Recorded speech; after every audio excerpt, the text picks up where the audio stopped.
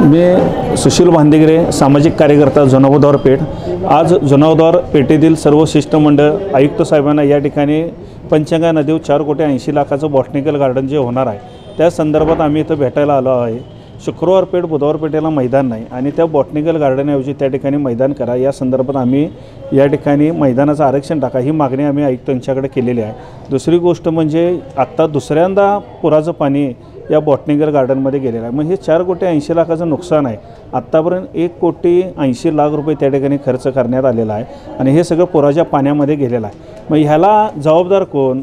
हा शासनाचा पैसा म्हणजे जनतेच्या खिशातला पैसा आहे। म्हणजे जर अशा चुकीच्या मार्गाने जर पैसा रेड झोन पुराच्या ठिकाणी खर्च होत असेल तर त्यापेक्षा आम्हाला तुम्ही मैदान ह्या पेठेला नाही त्या ठिकाणी तुम्ही खेळाडू अनेक घडले जातील आणि चांगले भारताकडनं प्रतिनिधित्व करतील अशा पद्धतीने तुम्ही मैदान आम्हाला द्यायला पाहिजे। आणि त्याचबरोबर भागातल्या ज्या समस्या आहेत, पंचगंगा नदीमध्ये प्रदूषण जे होतं आहे ते आत्तापर्यंत थांबवण्यात आलेलं नाही, त्या ठिकाणी सगळा मैला साठलेला आहे, त्याचंही मागं आम्ही निवेदन दिलं होतं। त्या संदर्भातही महापालिकेनं कुठलीही ॲक्शन या ठिकाणी घेतलेलं नाही। पंचगंगा मशानभूमीमध्ये कामगार या ठिकाणी कमी आहेत, तिथेही भरती झालेली नाही। दुसरी गोष्ट म्हणजे खाली पंचगंगेचा संरक्षक भिंतीचा कठडा पडलेला आहे पुराच्या पाण्यामुळे, तो 2 वर्ष तसाच आहे। मग ज्या बुधवार पेठेतल्या समस्या आहेत, खड्ड्यांच्या समस्या असतील, याकडे पूर्णपणे महानगरपालिका दुर्लक्ष करत आहे आणि या संदर्भात जाग आणण्यासाठी आम्ही आता आयुक्तांच्याबरोबर या ठिकाणी चर्चा करत आहोत।